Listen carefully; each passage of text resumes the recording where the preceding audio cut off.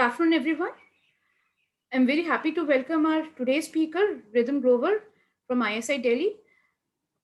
Before starting the talk, I would like to request you all to keep your audio on mute. There will be a question answer session at the end. Nevertheless, if you want to any question, please do it over the chat box and wait for a signal from our coordinator, Professor Swagata Nandi, before unmuting your audio. Uh, so welcome, Rhythm. Can we start? Yes, definitely. So, hello everyone. Good afternoon, and thank you for being here. So, I'll be talking about parametric modeling of nearly periodic signals, and the talk will be mainly focused on contribution of a new model to this signal processing area to model the nearly periodic signals, and about its parameter estimation and its applicability in the real world. So this work has been done jointly with Professor Devashish Kundu, and part of this work has also been done jointly with Professor Amit Mitra. Now I'll start the introduction by talking about the background. For example, I'll talk about the signals, then periodic, like what do we mean by signals, then what do we mean by periodic signals and nearly periodic signals, and then modeling of these signals using some statistical signal processing models like sinusoidal model and chirp model, which are well-established models in this literature. And then I'll move on to the estimation methods of these. So once we have the model, we want to estimate the parameters of the model. And then I'll talk about some of the estimation methods from the classical estimation theory to do that. And then I'll move on to talk about my like our contribution, which is a new model that is a chirp-like model, which we propose as an alternative to the well-established chirp model. And in the end, I will summarize these results to show why you should choose chirp-like model over a chirp model. And these will be more clear when I tell what is a chirp model and what is a chirp-like model. And then lastly, I'll talk about the applications of these models in the real life. So basically applicability to some of the speech data and some of the other areas of science and engineering as well. So I'll start the introduction by explaining what do we mean by signals. So a signal in simplest terms is a measurement of behavior of a physical phenomenon. So everything can be seen as a signal basically. For example, the vibrating stars, the high and low tides of the ocean, the temperature of a particular place. For example, in this figure, you see annual mean temperature of India in the month of Jan. So it can be seen as a signal as well. Then the sound pressure that you are receiving at your eardrums right now due to my voice, it is coming through my microphone, going through your speakers and to your ears. So this can also be seen as a signal. So here I'll give a few more examples. For example, in this figure, you see a sound vowel data. Again, can be seen as a signal. So sound pressure as a function of time. And here you see another signal. This signal basically measures the brightness of a variable star. Now we are particularly interested in a periodic signal, which are signals of this particular type that you can see in figure 4. So this is an example of a simulated cyclical signal, a periodic signal, which periodic signal basically means that the signal will repeat after some period of time. And you can see that in this picture. Not only simulated signals, but obviously many natural and many man-made signals also, like many natural signals also have this periodic behavior. And here I'm giving giving an example of a real life data, which is an ECG data of a normal healthy person.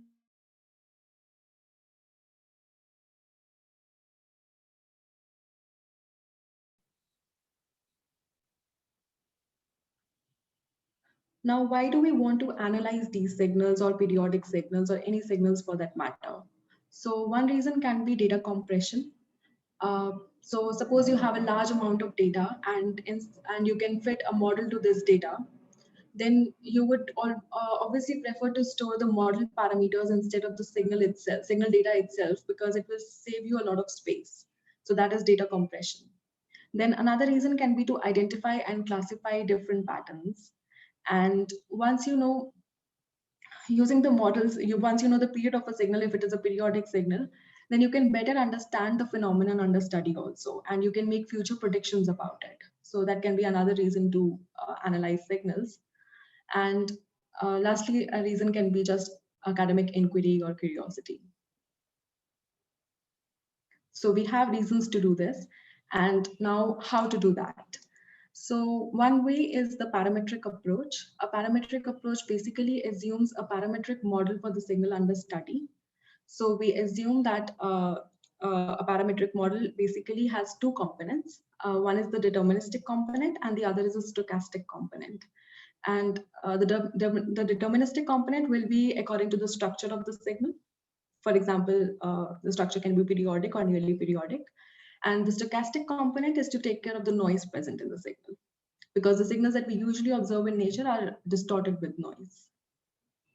So we have a random component as well. Now, some of the popular methods that are there in the signal processing literature, in the statistical literature as well, that have been used extensively for modeling these signals are autoregressive model, moving average model, autoregressive moving average model, that is our ARMA model, sinusoidal model, a harmonic model, and a chirp model, and there are many more as such, but we'll be talking about a few of them here before I move on to the contribution. So the most conventional model that have been used widely in the signal processing literature to model periodic behavior, that is signals with periodic nature, is a sinusoidal model. And a simple sinusoidal model has this mathematical expression. So here you can see that yt is your observed data. And on the right hand side, you have the deterministic component a naught cos alpha naught t plus b naught sine alpha naught t plus your random error component xt. So here a naught and b naught are the amplitudes of the observed signal yt, and alpha naught is called the frequency of the observed signal yt.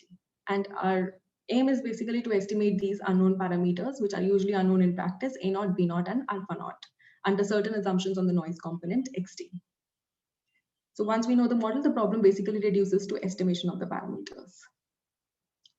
Now here, key point to remember is that that alpha naught is, in fact, all the parameters are constant with respect to time. So the frequency basically does not change with time. But in many natural situations, as well as in many man-made phenomena, there are situations where the signals are not exactly periodic, but they can be nearly periodic. And it has been observed that these nearly periodic signals can be better modeled using some models that allow the frequency to change with time. But in the sinusoidal model, as we see that the frequency is not allowed to change with time, it is constant there. But we want a more general model where the frequency is modulating. So here we see an example of such a signal. This is the ultrasonic sound produced by a bat. And it has been observed that this particular signal can be better modeled using frequency modulated signals rather than the sinusoidal signals.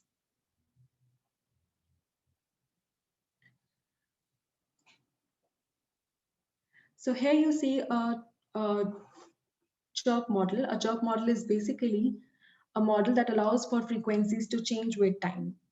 So it is an extension, it is a more general version of the sinusoidal model. Here, this is the mathematical expression. So you have A naught and B naught, the amplitudes as before, as per the sinusoidal model. And your alpha naught is the frequency, but you can see that alpha naught is changing with time at the rate beta naught here. So alpha naught is called the frequency and beta naught is called the frequency rate. And it changes linearly with time. And you have the random error component xt as before to account for the noise. So a chirp signal basically allows for the frequencies to change with time. Now chirps are present everywhere in nature as well as in man-made systems. And here I'll try to enumerate a few examples where the notion of chirp naturally emerges. So in this figure 7, you can see that there is actually a bat and a whale and a sonar emitting subsignals. So what you see here is these echolocation sounds that they are emitting are actually chirp signals. They can be modeled using the chirp signals. And many species of bats and whales actually use echolocation sounds, which are chirps, to detect their prey and to navigate around. In fact, radar and sonar applications are also based on a similar principle. So these applications use chirp signals. Then these signals are also found in biomedical field. They can be used to model EEG signals, EMG signals, etc. And they're also observed in audio signals such as bird songs, animal vocalization, and many of the speech data also exhibit this kind of behavior.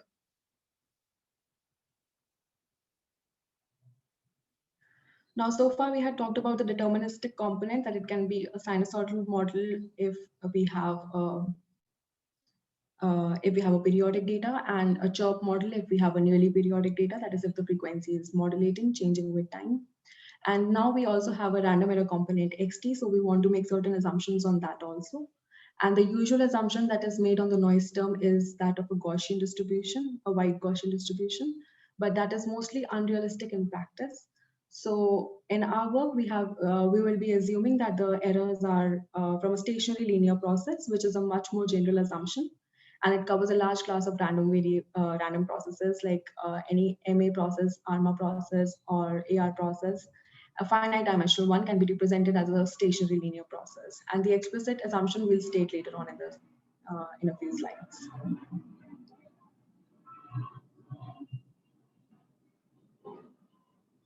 So once we have the model, we'll talk about the estimation methods for the parameter estimation of that model. So here we'll be talking about the parameter estimation of a chirp model. And these are some of the estimators that we will discuss here. So these estimators are from classical estimation theory, least squares estimators, periodogram estimators, and approximate least squares estimators. So let us first talk about the least squares estimators. The least squares estimators are obtained by, we know that least square estimators are the most natural choice of estimators actually, and they have been used extensively in the literature to find for the estimation of the parameters of a postulated model in noise. So we have our postulated model is basically the chirp model, and we want to find the least squares estimators of the unknown parameters. So for that, what we do is we minimize this error sum of squares defined by Q, A, B, alpha, beta, which is basically the sum of squares of the differences between the observed signal and the expected signal. So that's summation yt minus your deterministic component of the chirp model.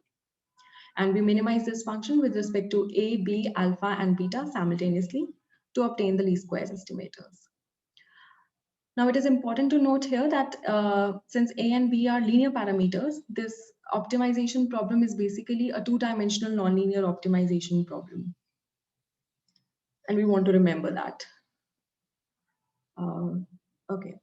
So it's a two-dimensional nonlinear optimization problem to find the least squares estimators of a chirp model. Now I'll talk about some of the statistical properties of the least squares estimators. But before that, we'll state the assumptions that we make on the noise component as well as on the parameters of the chirp model.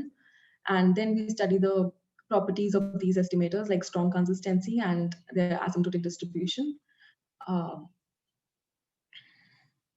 Their asymptotic distribution basically. So once we have these assumptions, the assumption on the noise component is that xt is a stationary linear process with the following form. So xt is equal to summation over j, aj, et minus j, where my ets are a sequence of IID random variables with mean 0, variance sigma square, and finite fourth order moment. And ajs are real constants such that they are absolutely summable. So this is the assumption on the errors. And these are some minor assumptions on the parameters. So the first assumption, the second assumption in counts is that A naught, B naught, alpha naught, beta naught, my true parameter vector, is an interior point of the parameter space given by script theta. And A naught square plus B naught square is greater than 0, which is a trivial assumption. So under these assumptions, we see that actually Professor Nandi and Professor Kundu proposed this for the first time. Studied the least squares estimators for the first time for the chirp model. And they they see that the least squares estimators, are strongly consistent, and they are asymptotically unbiased, and in fact asymptotically normally distributed as well, with variance covariance matrix 2c sigma square, capital sigma 1. Here C is summation aj square, and if you remember from here, from the assumption, aj's are basically the constants that we use to define xt. And sigma square is your variance of AT. ATs are IID random variables. So we have the variance covariance matrix 2C sigma square, sigma 1. And sigma 1 has the following structure. So when these estimators were proposed for the first time, the variance covariance matrix did not have a very simplified structure. Actually, it was very complicated. But later, Lahiri, in her thesis, actually used some number theory results to obtain the simplified form of the asymptotic variance covariance matrix. And one interesting thing to note here is that if you see at the estimates of the frequency and the frequency rate, basically the diagonal terms, you can see that they are inversely proportional to A naught square plus B naught square, the amplitude, the sum of the squares of the amplitudes, which makes sense because your estimators are expected to be more precise when the signal to noise ratio is high. That is, your A naught square plus B naught square is large and your sigma square is less.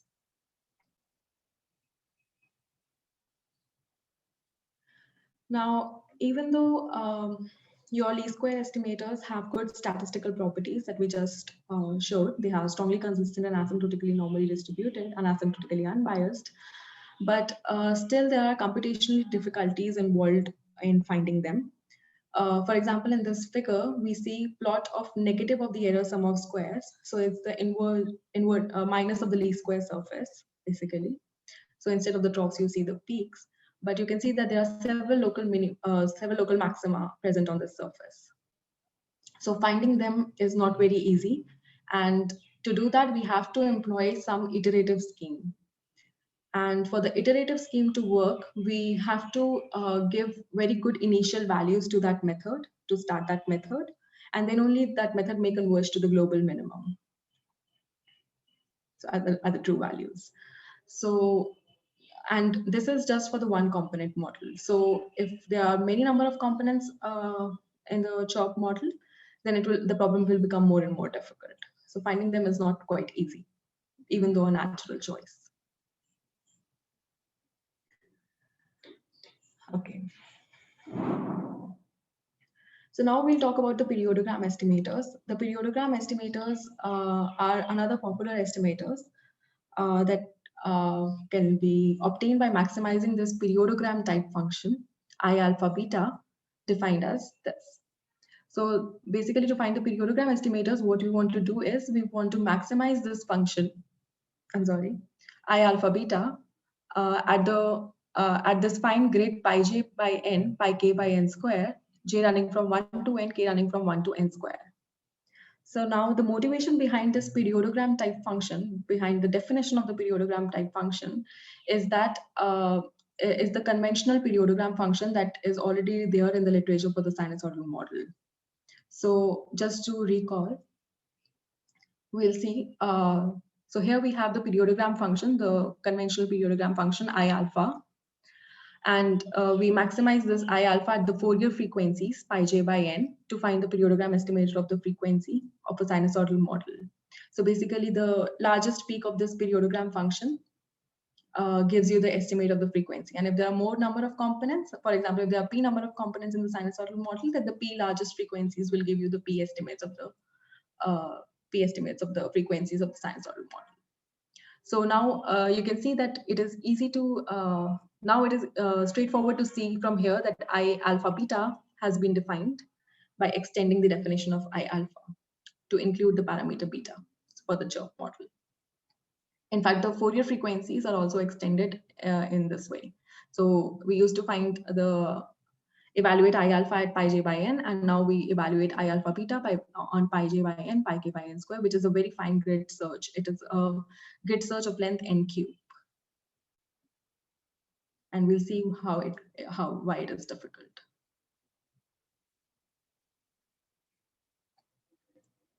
So periodogram estimators, even though they are not an efficient estimator, but they provide very good initial values to the iterative algorithm that we want to use to find the efficient estimators. So lastly, we'll talk about another type of estimators, which are the approximate least squares estimators. These estimators are again obtained by maximizing the periodogram type function, I alpha beta, that we just defined. But instead of maximizing this function at the Fourier grid at pi j by n, pi k by n square, what we do is we maximize it continuously with respect to alpha and beta in their parameter space, which is 0 to pi, 0 to pi. So by maximizing this function, we get the approximate least squares estimators. Now, under the same assumptions on the errors and on the parameters of the model that we stated for the least squares estimators, we study the properties of the approximate least squares estimators and observe that these estimators are again strongly consistent and they are asymptotically unbiased, as well as asymptotically equivalent to the least squares estimators. So they have good statistical properties as well. These are some additional observations that were made while studying the approximate least squares estimators and evaluating their performance. So what we observe is that the consistency of the ALSEs is obtained under slightly weaker assumptions than those that we require for the least squares estimators. These weaker assumptions are basically on the parameters. The noise assumption remains the same. And another good part about ALSEs is that the computation is faster using ALSEs as compared to that of the LSEs.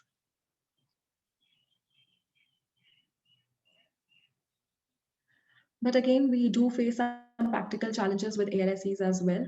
Like the least square surface that we saw, the periodogram surface is also highly nonlinear. So it has the problem of several local maxima.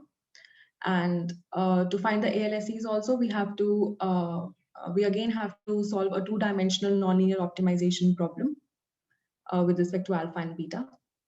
And for solving this problem, we need an iterative method because of not so smooth surface.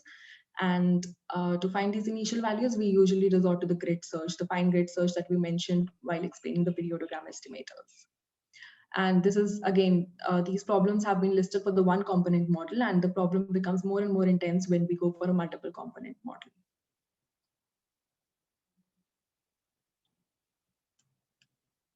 Okay.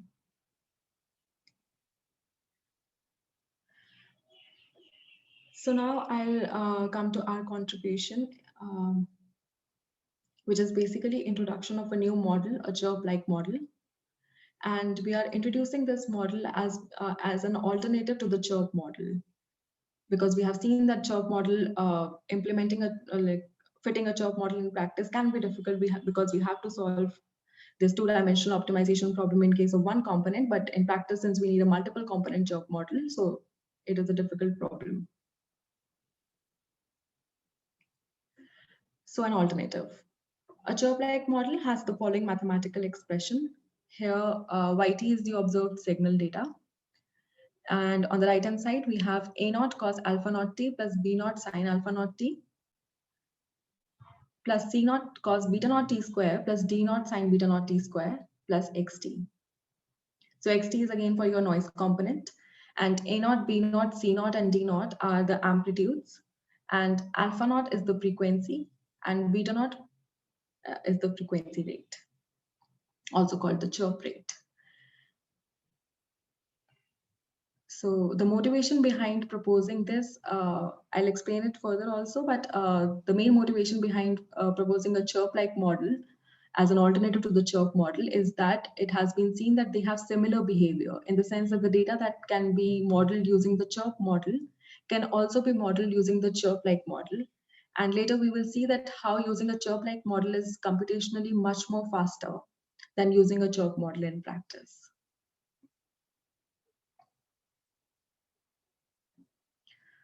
So now I'll describe, I'll try to motivate it a little bit more by giving a few more points in favor of the chirp-like model. So the first point is that it can envelop a chirp signal completely. So it can completely overlap a chirp signal.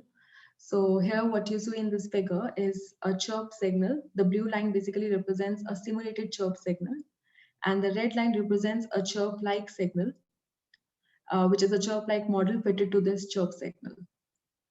And you can see that they are clearly overlapping each other.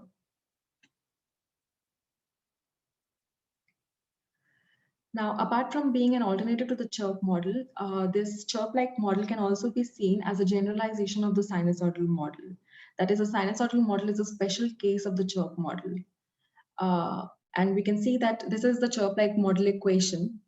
And in this equation, the first part is the sinusoidal part, and the next part is the chirp part. So basically, what you can see it as a linear combination of the sinusoidal model and an elementary chirp model. An elementary chirp model is basically a model which has this chirp rate parameter, but not a frequency parameter. And again, xt is the noise component.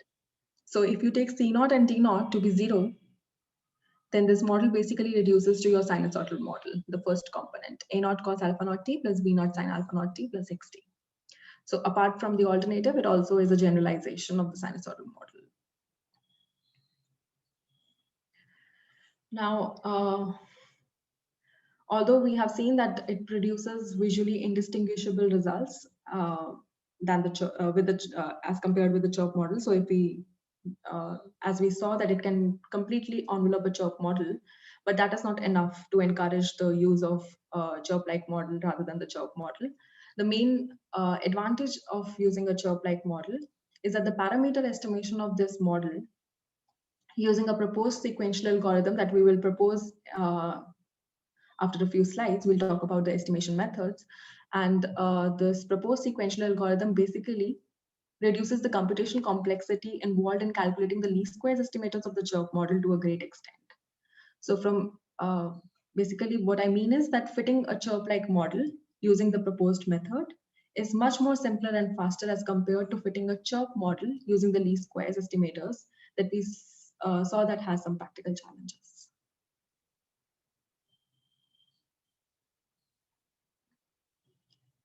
So now we want to come to the problem of parameter estimation of a chirp-like model.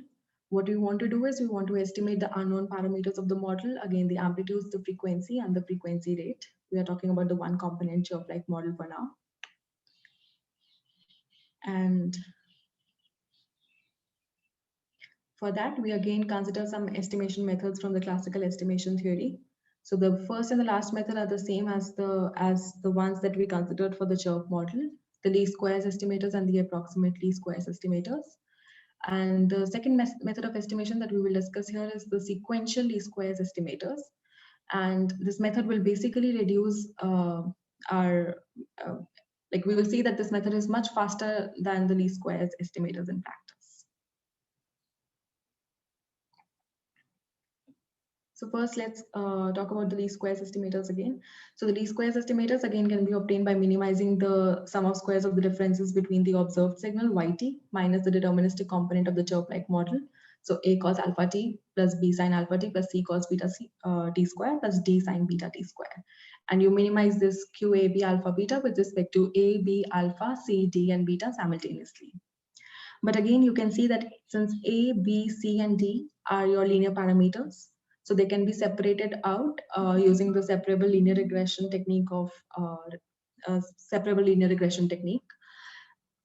that we will not go into the details of, but these can be separated out, and the problem can basically be reduced into a two-dimensional optimization problem.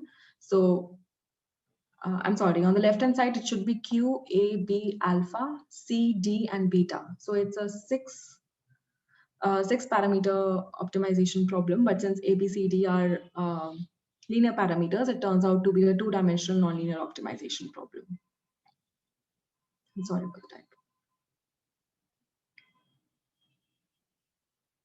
Okay, so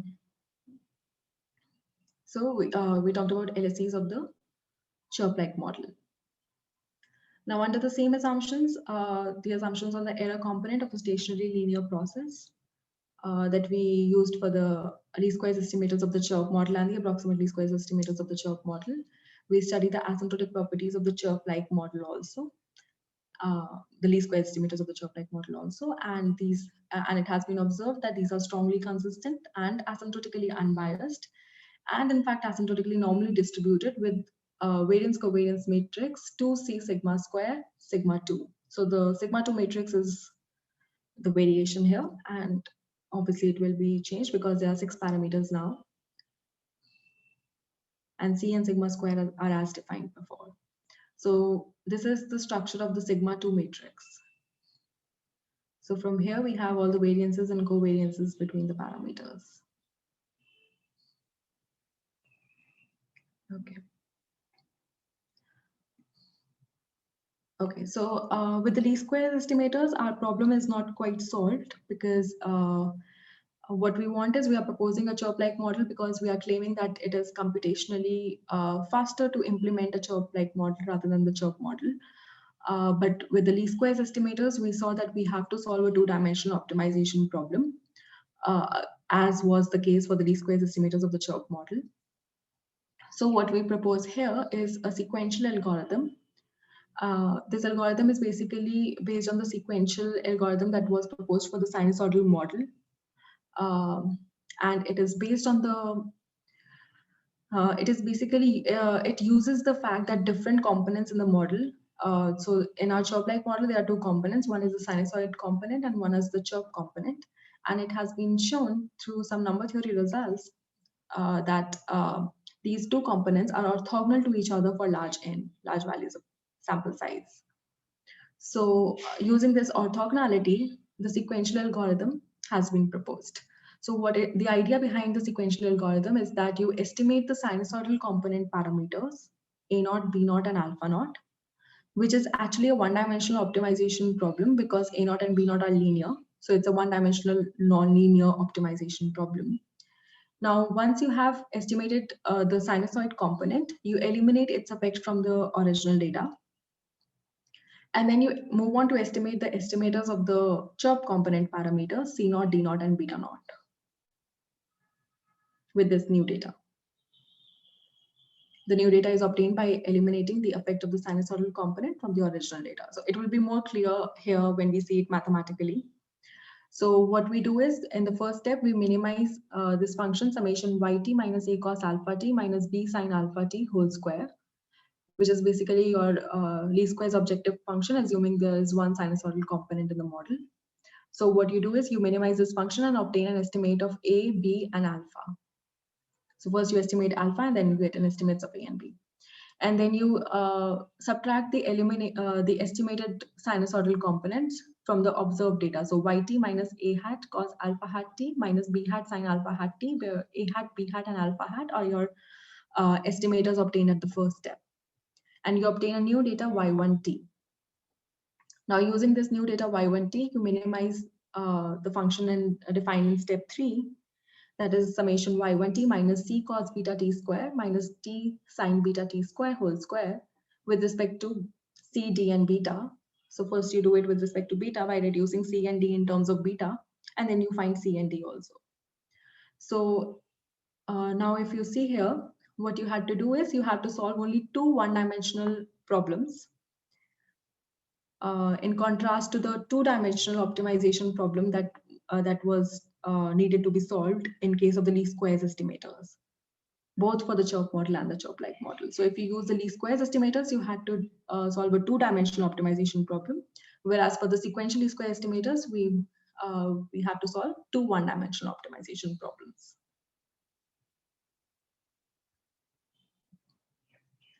Okay. So again, we study the asymptotic properties. I'll just state them quickly, that the sequential least squares estimators are strongly consistent and they are asymptotically unbiased. And in fact, the asymptotic distribution of the sequential LSCs coincides with the asymptotic distribution of the usual least squares estimators of the chirp-like model. So basically, we are obtaining the same properties. So there's no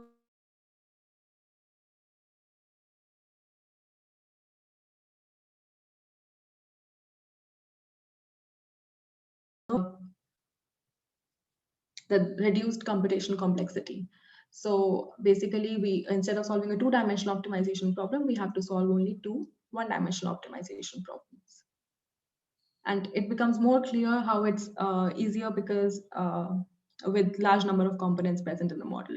Because if there are p chirp components, then you have to solve a 2p dimensional optimization problem to find the least squares estimators. Whereas to find the sequential least squares estimators, you have to solve 2p one-dimensional optimization problems.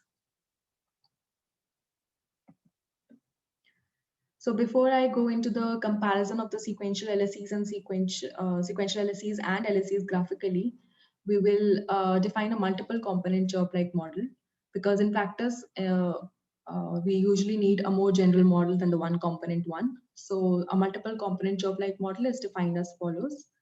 Here, YT is your, so the first part is the sinusoidal part, summation t running from 1 to p, aj naught cos alpha j naught t plus bj naught sin alpha j naught t.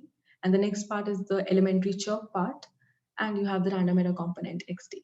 So now you have p sinusoidal components and q chirp components instead of one of each. Okay. So I think we have already seen why we would prefer using sequential least squares estimators, but to see it graphically here, what we do is we compare the computational complexity that is involved in finding both types of estimators for a chirp-like model. And this has been evaluated for a chirp-like model with 2 sinusoidal components and 2 chirp components. So your P and Q are 2. And how you evaluate this is in terms of number of points in the grid. So why are we doing that? Because the main time that is spent on the computation of the least squares estimators and sequential LSEs is in finding the initial values for them. Because after that, we can just employ an iterative algorithm. But we need very good initial values to start the algorithm. And for that, we need to perform a very fine grid search that we have talked about in the previous slides. So to employ that grid search, basically that is very computationally intensive and time consuming. So what we do is we compare here the number of points in the grid that we need to find the initial values for the least squares estimators, and the number of points in the grid that we need to find the initial values for the sequential least squares estimators, and we compare those two grid sizes. And in this figure, the blue line basically represents the grid size that we need for the least squares estimators, and the red line represents the grid size that we need for the sequential least squares estimators. And we can see that there is a huge difference between them. So obviously we'll prefer to use sequential LSEs instead of the LSEs for the chirp-like model. Another type of estimators that we want to discuss here are the approximate least squares estimators before we summarize the results. So the ALSEs again can be obtained by maximizing a periodogram function. So since we have a sinusoidal part here, so first what we do is we maximize the periodogram, the conventional periodogram function I alpha, and find the estimates of the frequencies. And to estimate the frequency rates of the chirp-like model, we maximize a periodogram type function I beta, which is basically a generalization of the an extension of the I alpha function that we the periodogram function that we just saw, and we maximize this function with respect to beta to obtain the frequency rate estimates, and these estimates are called the approximate least squares estimators.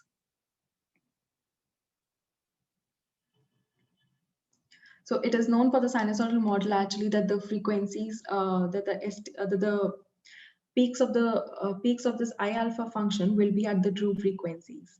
So so to estimate the p frequencies, what we do is basically we find the p largest peaks of the periodogram function. So similarly, we do the same thing for the frequency rates. To estimate them, we look at the q largest peaks in this case, if we have q components of I beta.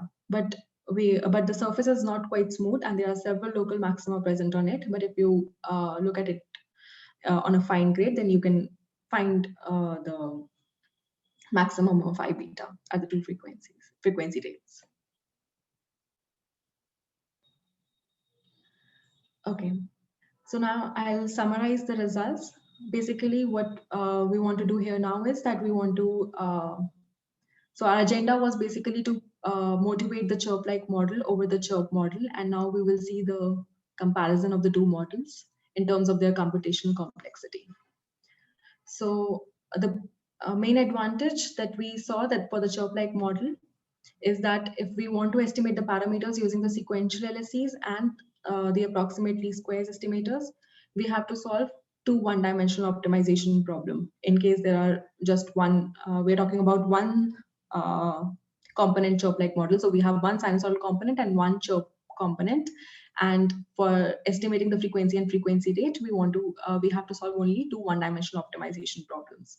But for the chirp model, we have to solve a two-dimensional optimization problem. But this problem becomes more intense with large number of components. So for the chirp-like model, we have to solve P plus Q one-dimensional optimization problems.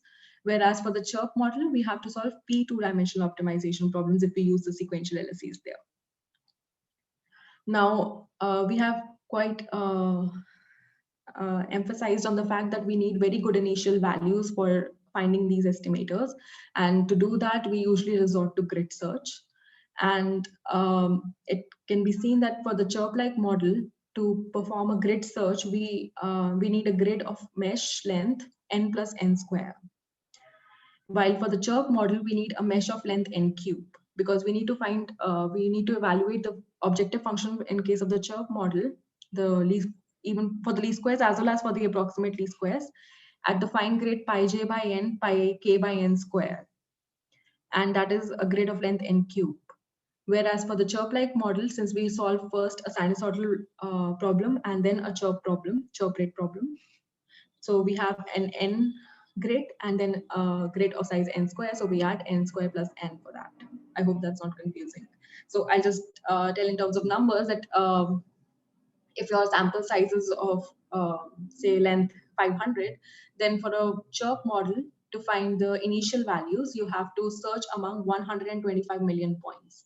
Whereas for a chirp-like model, you can search only among 500 squares, so 250,000 plus 500 points, which is considerably much less. So in conclusion, we can say that chirp-like model is a much better choice than the chirp model computationally. So now we will see the applications of these two models in the for some speech data sets. So what we do is we have some speech signal data sets, some sound vowel data sets, EE and UU, and there are two more, which we will see in the next slide. So we consider these two data sets and we fit a chirp model as well as a chirp-like model to it using the sequentially squares estimators. And on the left side of the figure, you see the chirp model fitting to the original speech data. And on the right-hand side, you see the chirp-like model fitting to the original data, both EE and UU. And you can see that both the fittings are quite accurate. So both of them are quite overlapping with the original data. Similarly, in this figure, we see, again, we have two sound vowel data, AA and AHH. And on the left-hand side, we see the fittings of the fitting of the chirp model to the observed data. And on the right-hand side, in the first plot, we see the fitting of the chirp-like model to the AAA observed data. And below that, we see a chirp-like model fitting to the AHH signal data. And we can see that visually the two fittings are actually indistinguishable. They're quite overlapping with the original data, as well as they look quite similar to each other.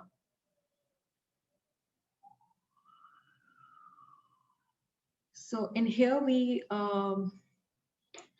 in this table now, we report the number of parameters that we need to fit, that we actually needed to fit a chirp-like model and a chirp model to these four data sets, the speech data sets that we considered.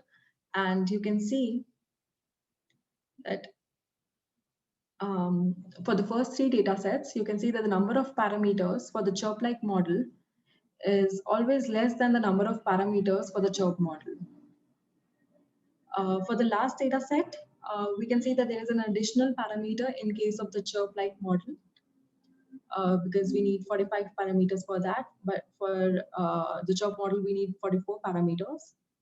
But it is quite clear now that solving 15 one-dimensional optimization problems is much more simpler than solving 11 two-dimensional optimization problems, because there are 14 sinusoid components and one chirp component for the EEG data, and there are 11 chirp model parameter, like 11 chirp model components for the EE data. So you can see that again, computationally, chirp-like model will be faster, even if there are a more number of parameters here. So from here, we were actually convinced that a chirp-like model can successfully replace a chirp model in many of the applications. So we took data from other applications apart from the speech processing. And here I will show two other data sets, one from a biomedical field and EEG data, and another from sonar data kind of thing. Like it's a I'm sorry, not ultrasound, ultrasonic sound data of a bat. And we fit a chirp-like model to these two data sets to demonstrate the applicability of the chirp-like model, basically. So in here, you see an EEG data. The blue line is basically an observed EEG data set, and the red line represents the chirp-like model fitting to this data set. And you can see that they are quite overlapping.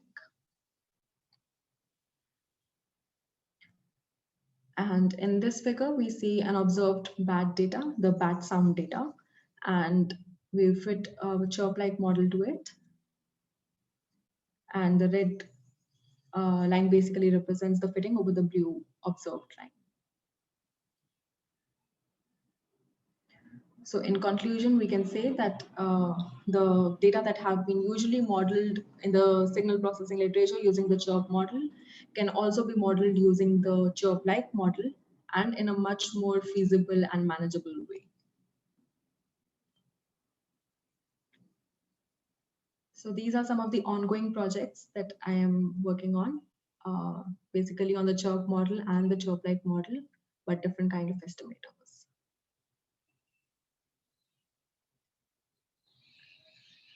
Thank you.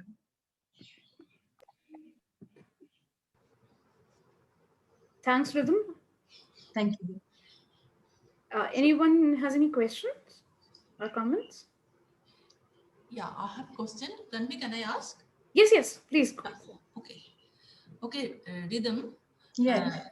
Yeah. So in this speech data, so both for both chart model and chart-like model, so you have used sequential method. Yes, the sequential least squares method. So it's sequential method in case of chart-like and for chart-like model also for both of yes, them. Yes, for both of them. Okay. But even if we use the sequential method for the chirp model, then also it's quite computationally intensive. Yeah. Okay. So another thing is that in the asymptotic distributions of your least square estimators for chart model and chart-like model, for both the cases, it would be better if you give the asymptotic variances in terms of the the n actually, the normalizing constant for it, which is missing actually the way you have given actually. Yes, of course. There should be n also, yes. There should be some n because this data, they are not same actually for your linear parameters and the frequency Yes, definitely. So the linear parameter estimates are actually of a lower rate of convergence, only n to the power half, whereas for the frequency and frequency rate, both in chirp model and chirp-like model, they have n to the power 3/2 and n to the power 5/2 rate of convergence, which is much faster. Yes, I'm sorry that I did not report that. Yeah, okay, that's all. Okay, thank you.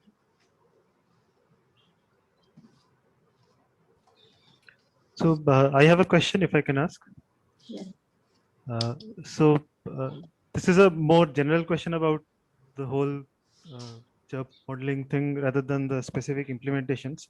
So for sound speech type data, is this a natural model for speech, or is it something that just happens to fit well in the sense that autoregressive models, as you said, are typically used for speech compression or Data compression. So for the speech data, what I have seen so far, I think different models can be used. obviously we want to, that is why model selection is an important problem that we should consider, that which model to choose. But so far what I've seen is that if the speech signal is exactly periodic, then many a times harmonic model is used, which is a particular case of the sinusoidal model. So depending on the data structure also, we choose a model basically. So again, if it is very periodic, then we go for a sinusoidal model or a special case of the sinusoidal model, which is a fundamental frequency model. And when it is nearly periodic, then as in this case, we went for the chirp model. But So- it will be good if we compare the.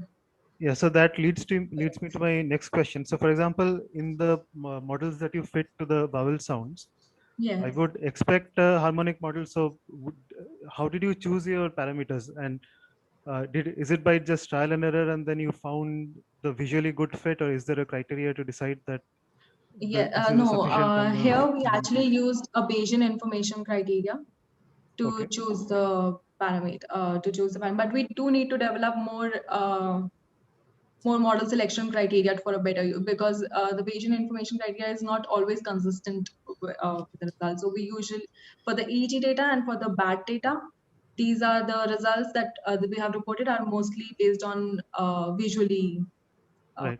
visually And good results. right. But for the speech data, we have used BIC. Sure. So, and did you check that? So, for example, these, let's say you have 9 parameters that you need. Did you check that whether these were sort of multiples of a single fundamental frequency, or is it does it say that the harmonic model is the correct one? Or I mean, Okay, just no, out of we have curiosity, not. nothing. We have just no. In this particular case, we assume that the underlying model is chirp model. But yes, it will be actually interesting to consider different kind of models and then select what will be Yeah, the because best it one, was because we want to select interesting. the simplest one. Right. So one interesting thing was that chirp-like component was only one in each of the models. So that suggests that they don't actually need a chirp probably in these models. I mean, that's expected for speech data, right? I mean, you don't really expect that Yes, to be. yes. When they are completely overlapping, then it is expected that chirp-like model should be the one that we choose. Right. Okay. Okay.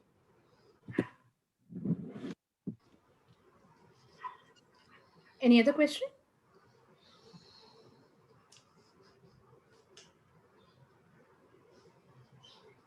If no more questions are there, let's unmute our audios and thank the speaker. Thanks, Rhythm. Thank you. Thank you so much. So may I close the session now? Yeah. Okay, Okay, thank you. Tanvi. Yeah. Thank you.